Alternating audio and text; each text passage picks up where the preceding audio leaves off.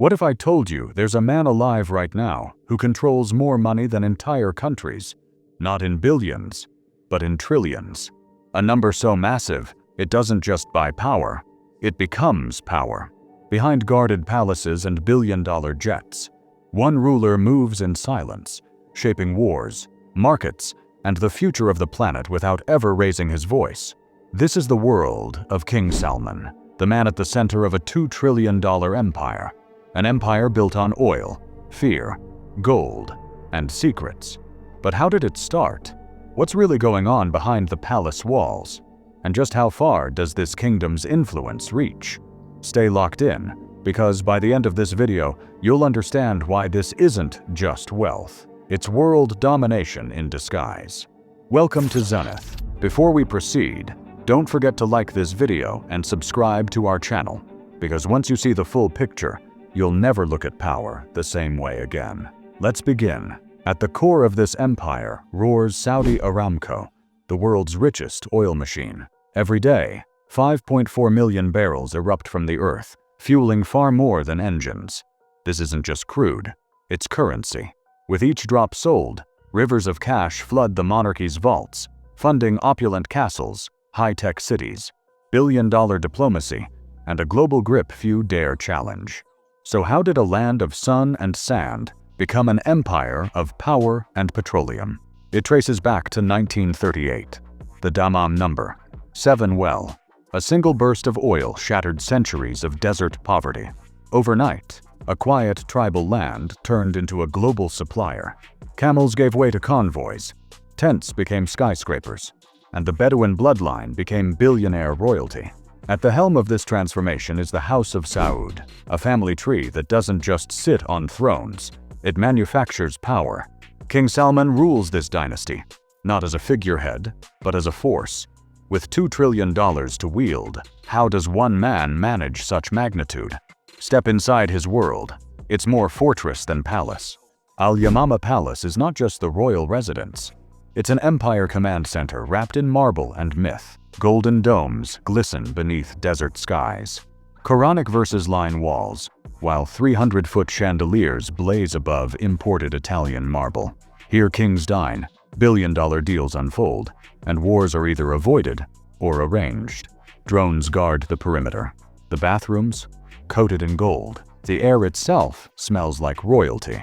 To the west lies Al Salam Palace, a Red Sea hideout reserved for statecraft and solitude. It merges ancient Arabian luxury with elite modern tech. A private helipad connects to intercontinental escape routes. Leaders come here not to rest, but to rethink the world. Its elegance with an edge. Then there's Murabba Palace, a tribute to legacy. Built during the first wave of Saudi modernization, it stands as an anchor to the past. It's not just bricks and limestone, it's memory made solid. In its halls, old-world values meet futuristic vision. Heritage isn't preserved, it's weaponized. But the real enigma? Erga Palace. Nicknamed the Shadow Throne, this compound doesn't host banquets. It runs the kingdom. Here King Salman and his most trusted circle pull the levers. Whispers speak of secret holding cells for high-ranking detainees. Erga is where loyalty is tested, and betrayal is buried. Yet no name looms larger than the next in line. Mohammed bin Salman, MBS, is not your average crown prince. He's the storm behind the throne, the visionary behind a tectonic shift. And in 2017, he shattered Saudi tradition with one brutal move. Under the banner of anti-corruption, MBS unleashed the unthinkable, a royal purge. Over 200 elites, ministers, tycoons, even fellow princes, were locked up in the Ritz-Carlton. Among them, Prince Al-Walid bin Talal, once a global investment titan. Behind closed doors, billions changed hands. Alliances flipped. The old hierarchy fell, and a new monarchy emerged. This wasn't a crackdown, it was a cleansing. From the ashes of that purge rose Vision 2030, MBS's audacious blueprint to vault Saudi Arabia into the future. Billions were mobilized. The goal?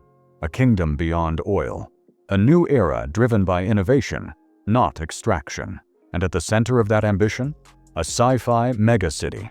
Meet NEOM, a $500 billion behemoth of automation, solar fields, AI governance, and synthetic ecosystems.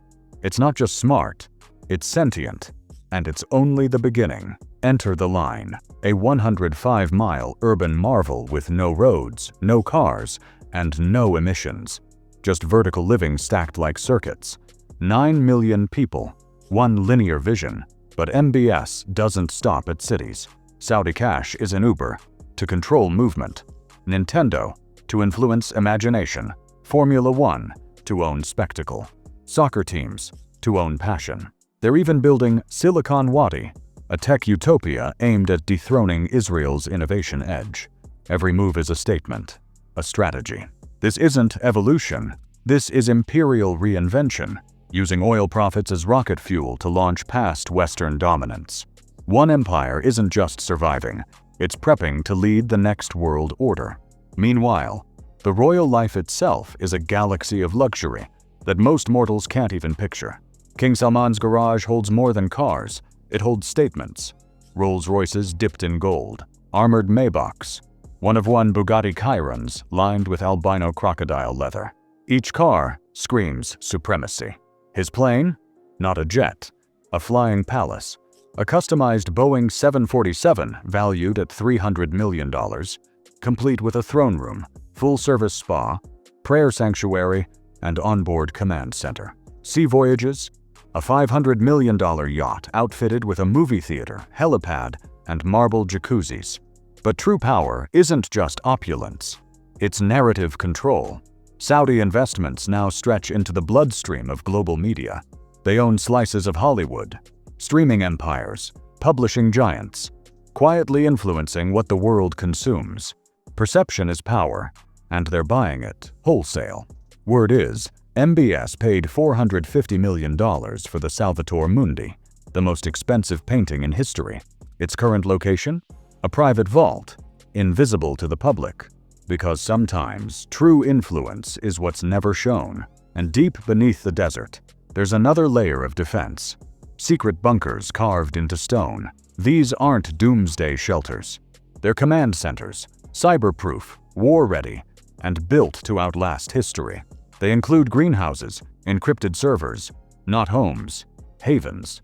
Still, with all this grandeur, one question haunts the background. How much is seen, and how much is deliberately obscured? The House of Saud operates like a shadow empire. From ports in Africa to skyscrapers in Manhattan, their wealth drips into every major market, changing fates without leaving fingerprints. The PIF, Public Investment Fund, is MBS's ultimate weapon. It's not just a money pile, it's a chessboard. With holdings in Facebook, Boeing, Live Nation, and Blackstone, they don't invest. They infiltrate. When Saudi Arabia moves capital, they reshape industries and quietly sculpt the culture that follows. Some say it's soft power. Others call it economic imperialism. But call it what you will. In this century, tanks aren't the only weapons. Sometimes you conquer with cash, with cinema, with calculated silence. And as the West fumbles with elections and debt, Saudi Arabia is locking in its edge, pouring billions into AI labs, quantum hubs, and satellite projects. They've joined space races, launched probes, and soon, a Saudi princess might orbit Earth. They're not just future-proofing, they're future-building, wiring themselves into whatever world comes next, on land, in cyberspace, or among the stars. Every public moment of King Salman is deliberate. His robe, woven with gold. His cane, sandalwood, aged like whiskey. Every movement is theater, a performance meant to remind everyone. This throne is far from ceremonial. It's operational. While Western monarchies fade into tourist attractions, the House of Saud evolves. It's not a crown, it's a corporation. Religion, oil, legacy, and vengeance tied into one relentless entity. Their power source, strategy. Their survival plan, secrets. Because in this game, noise gets noticed, but silence gets results. When the king whispers, oil shifts. When MBS acts, Wall Street adjusts. They don't shout, they move, and the world obeys. And maybe that's the wildest part of all. In a time where chaos reigns and institutions crumble, the old kingdom of sand and sun might just be the one writing the future. So when you picture $2 trillion, don't imagine stacks of bills. Imagine control, legacy, destiny. That's what wealth looks like when it wears a crown. This isn't income. It's influence, refined, royal power, on full display. We'd love to hear your perspective. Share your thoughts in the comments below. And if this deep dive into the world of trillion-dollar royalty offered new insight, like this video and subscribe for more content like this. Thank you for watching.